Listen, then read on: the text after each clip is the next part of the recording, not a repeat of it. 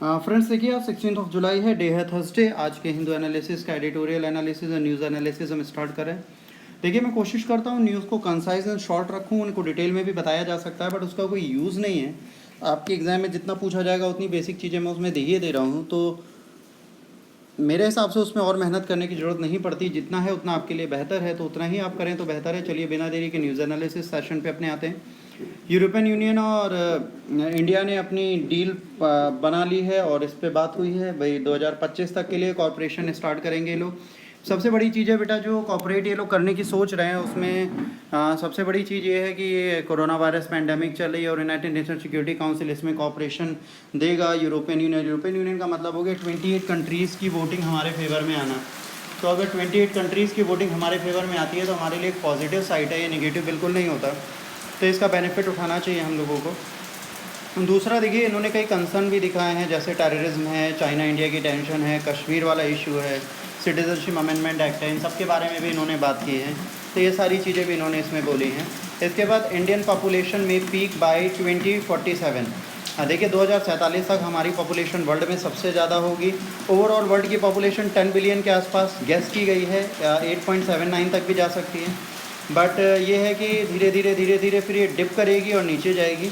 और नाइजीरिया जो है वो भी ग्रो करेगा, वहाँ की भी पॉपुलेशन बहुत रैपिडली इंक्रीज़ करेगी और बहुत तेज़ी से बढ़ेगी।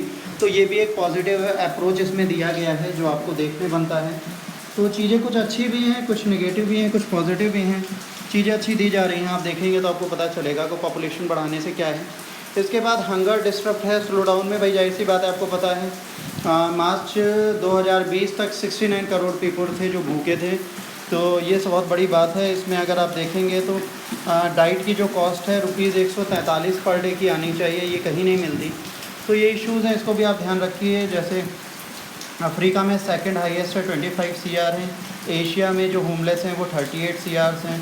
लैटिन और कैरिबियन में 4.8 CR हैं। तो ये कंडीशंस भी आपको ध्यान देनी है। हिंदू एडिटोरियल पे चलते हैं। चाइना की कंडीशन के बारे में आपको फिर से समझना है, चाइना क्या कर रहा है और कैसे कर रहा है, इसको आपको समझना और जानना बहुत ज़रूरी है। देखिए, China post Covid aggression and reshaping Asia में क्या कंडीशन है। देखिए, गलवान वैली वाला इशू हो गया या मास डिप्लोमेसी हो गई। देखिए, चाइना का एक सबसे बड़ा इशू क्या है, इसको आप यहाँ पे समझ लीजिए। देखिए, चाइना क्या कहता है, ये आपका पूरा एशिया है, ठीक है। अगर इस मैप को आप ध्यान से देखेंगे तो ये मान लीजिए आपका पूरा एशिया है। देखिए, रेनफॉल हो रही है, बहुत अच्छा लग रहा है, वेदर बहुत अच्छा है। अगर आप बाहर निकलें तो आज हैवी रेनफॉल पोर हो रही है हमारी सोसाइटीज़ के आसपास या हमारी सिटी के आसपास। बहुत प्लीजेंट वेदर है। तो मैं इसको थोड़ा रेन के आसपास हूँ तो थोड़ा आपको डिस्टर्बेंस मिलेगी, बट वो ऐसी नहीं कि आपको मेरी वॉइस ट्रिम्बल करे या आपको लेक्चर में कोई प्रॉब्लम होगी, बट आप देख सकते हैं। ये देखिए, जो आपका ये वाला पार्ट है इसको साउथ एशिया बोलते हैं, ठीक है। इसको साउथ ईस्ट एशिया बोलते हैं, इसको वेस्टर्न एशिया बोलते हैं, और जो चाइना है इसको ईस्टर्न एशिया बोलते हैं। तो देखिए, वेस्टर्न एशिया में अफगानिस्तान, पाकिस्तान, इंडिया और ईरान आते हैं।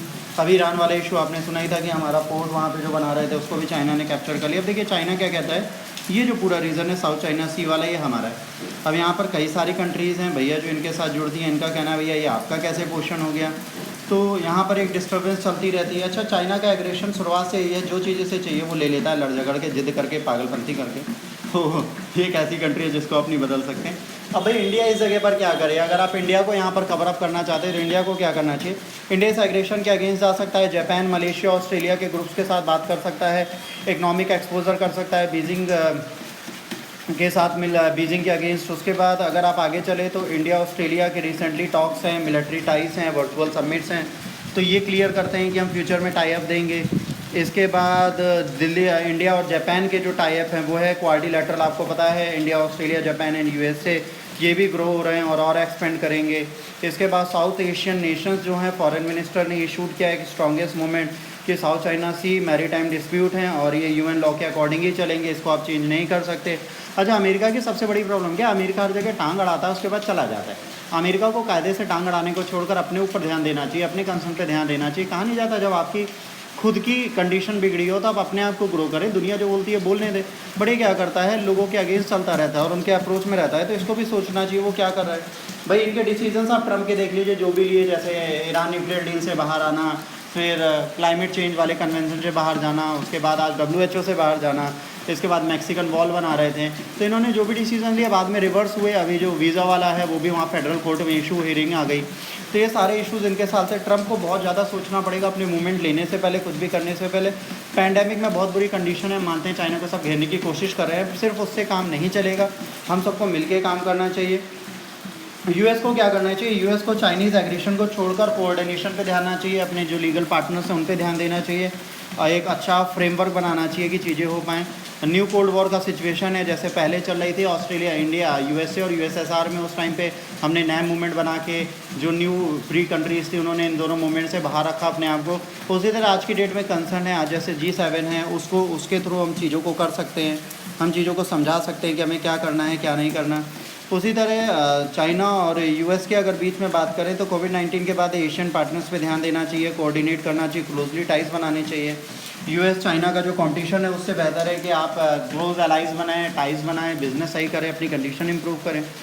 अमेरिका के पास जो चॉइसेस हैं उनको भी ध्यान रखना चाहिए, ठीक है। तो ये चीज़ें अगर ये लोग करते हैं तो इनको फ़ायदा होगा, वरना इनके साथ दिक्कत रहेगी। इन्फ्लेशन अलर्ट देखिए, हमारे जो मॉनेटरी पॉलिसी बनाई गई है उसमें ये कहा गया है कि जो इन्फ्लेशन है बेटा वो 4 ± 2 होता है।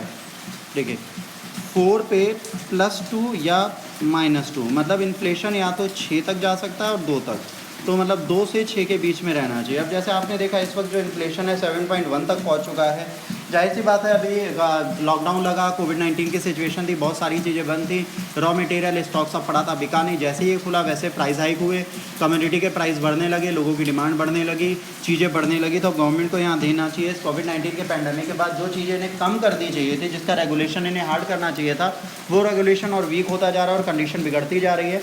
तो इस टाइम पे मॉनेटरी पॉलिसीज़ के थ्रू आरबीआई एंड अदर्स को ये सोचना चाहिए कि किस तरह हम इस प्राइस रेगुलेशन को रीस्टार्ट करें ताकि जो पुअर है वो सफ़र ना करें। ध्यान रखिए कि जब भी आप इन्फ्लेशन की बात करते हैं तो इन्फ्लेशन कमोडिटी प्राइस हाइक करता है, और कमोडिटी प्राइस हाइक होने का सिंपल सी चीज़ है, अगर सप्लाई है और डिमांड नहीं है तो प्राइस डाउन जाएगा। जैसे आप देखिए जब लॉकडाउन लगा था तो उस टाइम पे जो प्राइस थे, जो कमोडिटीज़ थी, वो जो पहले से बनी हुई थी वो सारी आपके सामने थी, तो उसके प्राइस डाउन भी जा रहे थे। बट जैसे ही लॉकडाउन खुला सप्लाई हुई नहीं, क्योंकि बीच में भाई चेन आपकी पूरी टूटी हुई थी, मैन्युफैक्चरिंग हो नहीं रही थी, किसी चीज़ की डिमांड बढ़ रही थी पर सप्लाई थी नहीं। तो जैसे ही डिमांड आपने अचानक से बढ़ाई है, सप्लाई डिक्लाइन थी, तो वो प्राइस बढ़ते चले गए। और आज इसका बेनिफिट उठ रहा है क्योंकि लॉकडाउन के जो फेज़ में लॉसेज हुए थे उसको बियर करने के लिए प्राइस हाइक जरूरी है। आज कोई भी ऐसी कमोडिटी नहीं है जिसके प्राइस ना बढ़ रहे हों। तो जाहिर सी बात है जापान वाला मॉडल फॉलो करिए, जिस कमोडिटी के प्राइस बढ़ रहे हैं उसकी डिमांड आप सडन कम कर दीजिए। अगर आप उसकी डिमांड बंद कर देंगे, फॉर मान लीजिए पनीर के रेट बढ़ रहे हैं, तो अगर पूरा इंडिया पनीर 10 दिन खाना बंद कर दे तो जाहिर सी बात है सप्लाई बढ़ जाएगी, प्राइस अपने आप डाउन आ जाएंगे। फ्यूल की बात करें, फ्यूल चीज़ें बढ़ रही है, अगर आप डिमांड उसकी बंद कर दें तो जाहिर सी बात है उसके प्राइस डाउन आ जाएंगे। जो भी कमोडिटी के प्राइस बढ़ते हैं उसको हमें सप्लाई चेन को तोड़ने के लिए डिमांड कम करनी पड़ेगी, अपने आप चीज़ें सही हो जाएंगी। इसके बाद ये बहुत इंपॉर्टेंट है, पुटिंग विक्टिम ऑन ट्रायल। देखिए आज की डेट में मेल फीमेल से रिलेटेड एक चीज़ है। देखिए जब दो मेल फीमेल्स होते हैं, दो अपोजिट सेक्स एक साथ रहते हैं, तो जाहिर सी बात है इसमें दो इशूज़ हैं। पहला, आपने लिव इन रिलेशन में रहे और आपने अपनी मर्ज़ी से सेक्सुअल रिलेशंस बनाए हैं, वो क्या करेंगे आपके लिए। दूसरा, एक थिन लेन है कि आपका रेप हुआ है कि आपने सेक्सुअल रिलेशन खुद बनाए। देखिए दो सोल जब साथ में होते हैं तो उनका ट्रस्ट इश्यूज़ होते हैं, वो ट्रस्ट में रहते हैं, तब तक तो साथ रहते हैं। देखिए ज़रूरी नहीं कि कोई रिलेशनशिप हो तो वो लॉन्ग लास्टिंग हो, उसमें सारी चीज़ें एकदम पैन इंडिया की तरह चलें और जो भी चीज़ें हैं वो सही रहें। देखिए ट्रस्ट इश्यूज़ जहाँ पे आएंगे, इश्यूज़ जहाँ पे बॉदर करेंगे, वहाँ पर डिसीजन नहीं लेना चाहिए कि दोनों अलग हो जाएं।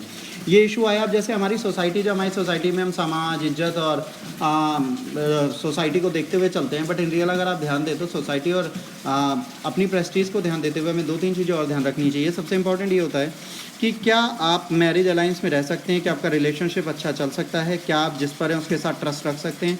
जिस दिन आपका ट्रस्ट वहाँ पे वीक होता है, आपको इमीडिएटली उस रिलेशन से बाहर हो जाना चाहिए। शादी की हो रही है, आप रिलेशन नहीं चला सकते, बट अगर आप रिलेशन चला सकते हैं तो सोशल, सोसाइटी, फैमिली, इन सब से आपको दूर रहना चाहिए, क्योंकि दो सोल्स साथ में रहते हैं, ना कि सोसाइटी और फैमिली। ये आपको ध्यान रखना पड़ेगा। दूसरा ये कि जैसे निर्भया केस हुआ या कोई भी रेप होता है तो समाज के डर से फैमिलीज भी उसे छिपाते हैं, बट जब बाहर आता है तो जैसे आप निर्भया केस देखिए, निर्भया केस में क्या हुआ, निर्भया केस जब आया तो उस टाइम पे सबसे बड़ी सिचुएशन ये बनी बेटा कि निर्भया केस के बाद उस लड़की को ही लोगों ने गलत कह दिया कि वो रात को इतने बजे घूम क्यों रही थी किसी लड़के के साथ, ब्ला ब्ला ब्ला।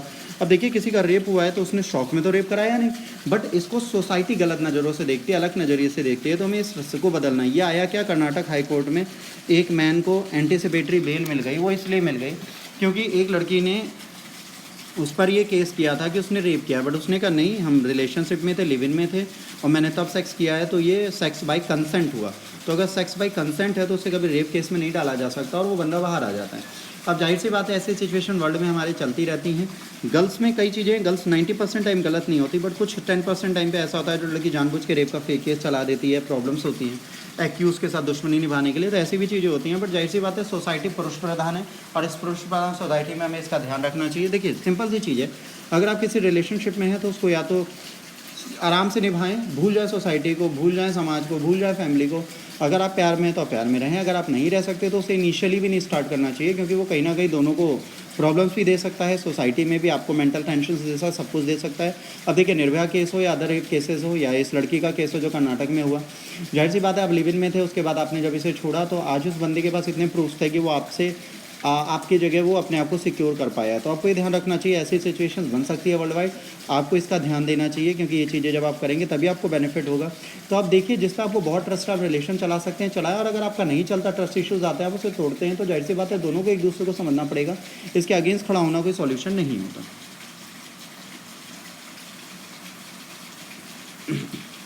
इसके बाद बेटा यूरोपियन यूनियन के रिलेटेड है, India should believe in European union. देखिए यूरोपियन यूनियन एक बहुत बड़ा यूनियन है, 27+ कंट्रीज़ वहाँ पर हैं। सबसे बड़ी बात है कि जो आज इंडिया और यूरोपियन यूनियन का ट्रेड इन्वेस्टमेंट है वो यूरो 67.7 बिलियन है और 22% टोटल FDI इनफ्लो है। बट अगर इसको चाइना से कंपेयर करें तो चाइना का 175.3 मिलियन यूरो है, जो बहुत है, एक तरह से आप देख लें जो ट्रिपल हो गया इस तरीके से, तो बहुत आगे है। तो अब इंडिया को भी सोचना चाहिए कि कैसे हम ट्रस्टिंग पार्टनर बन सकते हैं यूरोपियन यूनियन के। देखिए इंडिया ट्रस्टिंग पार्टनर बन तो सकता है, बट इंडिया के ट्रस्टिंग पार्टनर बनने में बहुत सारे इश्यूज़ हैं, बहुत सारी प्रॉब्लम्स है। पहली प्रॉब्लम ये है कि इंडिया का ट्रस्ट कम्योडिटीज़ प्राइजेस पे अच्छा नहीं है, जैसे वो जो क्वालिटी देता है या जो जनरेशन ऑन टाइम बाउंडिंग है उसमें बहुत वीक है। अब वो कमोडिटी प्राइसिंग या मैन्युफैक्चरिंग उस क्वालिटी की नहीं दे सकता जिस क्वालिटी की चाइना देता है, या जो टाइम बाउंड ड्यूरेशन है उसको ये फॉलो नहीं कर सकते। तो हमें ये ध्यान देना चाहिए कि हम कुछ ऐसा काम करें जिसमें दोनों कंट्रीज़ एक दूसरे के साथ रहे। वर्ल्ड की सेकंड हाईएस्ट पॉपुलस कंट्री जो है वो कहीं ना कहीं बेनिफिट दे सकती है दूसरे नेशन को, ऐसा नहीं कि नहीं दे सकती। तो हमें कोशिश करनी चाहिए कि हम विलिंगनेस दिखाएं, यूरोपियन यूनियन से अपने टाइज स्ट्रॉन्ग करें और इससे हमें बेनिफिट मिलेगा। दूसरा, हम यूनाइटेड नेशन सिक्योरिटी काउंसिल की बात करें या अदर इंटरनेशनल ग्रुप्स की बात करें, वहाँ पर यूरोपियन यूनियन के साथ चलेंगे तो हमें बेनिफिट है। हमारे पास एक बहुत बड़ी लोकल मार्केट है जिसको यूरोपियन यूनियन यूज़ कर सकता है इन्वेस्टमेंट के लिए, अपनी कंपनीज़ और प्रोजेक्ट्स को लाने के लिए। देखिए चाइना से बाहर निकलना है तो हमें अदर अल्टरनेट कंट्रीज़ को ढूंढना पड़ेगा। वर्ल्ड ट्रेड ऑर्गेनाइजेशन के साथ बहुत अच्छे से काम कर सकते हैं, बहुत अच्छा टाई अप हो सकता है, पर एक राइट डिसीजन मेकिंग के साथ हमें चलना है। 2025 तक के लिए हमने कोई डिसीजन लिए हैं। यूरोपियन यूनियन हमारे लिए एक बिग की प्लेयर साबित हो सकता है। अगर चाइना से हमें दूर हटना है तो हमें यूरोपियन यूनियन के साथ एक पॉजिटिव टाइज बनाने की ज़रूरत है। आज का मेंस का क्वेश्चन है, in today's fragment world the power of any aspiring global players depends on the number on the quality of his bilateral and multilateral relationship in which partner should India invest. तो यहाँ पे मैंने जो question डाला European union से related issues में है कि आप किस किस के साथ अपने मल्टीलैटरल और बायलैटरल ट्राइज बना सकते हैं ताकि आप इंटरनेशनली अपने आप को और स्ट्रेंथन कर पाएँ। देखिए पहले भी बोला, अभी भी बोलता हूँ कि आपको रादर देन डाउनग्रेडिंग समवन, अगर आप अपने आप को पॉजिटिव बनाने की कोशिश करते हैं और अपने आप को इंप्रूव करने की कोशिश करते हैं तो आप ज़्यादा बेहतर तरीके से आगे बढ़ सकते हैं। तो बीइंग ह्यूमन्स हमें कोशिश करनी चाहिए कि हम अपने आप को आगे बढ़ाएं और अपनी चीज़ों को करें। आज के लिए इतना ही। अगर आपको लेक्चर अच्छा लगे प्लीज़ इसे लाइक शेयर और सब्सक्राइब करें। अगर अच्छा नहीं लगता तो प्लीज़ कुछ नहीं, आप डिसलाइक करें और कमेंट में लिख दें आपको अच्छा क्यों नहीं लगा। देखिए लेक्चर हम लोग भी बहुत मेहनत से बनाते हैं, टाइम टेकिंग प्रोसेस होता है। अगर आपको अच्छा लगे तो प्लीज़ लोगों तक पहुँचाएं, क्योंकि एजुकेशन इज़ फ्री। ऐसा नहीं कि इसके लिए आपको पैसा देना है, बस आपको लोगों तक पहुँचाना। और कोशिश करें कि चैनल पर सब्सक्रिप्शंस बढ़वाएं, क्योंकि 3 महीने से हम भी मेहनत इसी चीज़ के लिए कर रहे हैं कि आप लोगों को हेल्प मिले, आपकी एजुकेशन आगे बढ़े, आपका कॉम्पिटिशन निकले। तो एक टीचर को मोटिवेट करने के लिए आपको भी सपोर्ट करना पड़ता है। होपफुली आप सब करेंगे। घर पे रहें, सुरक्षित रहें, फैमिली का ख्याल रखें, अपना ख्याल रखें। God bless you all, take care, bye bye.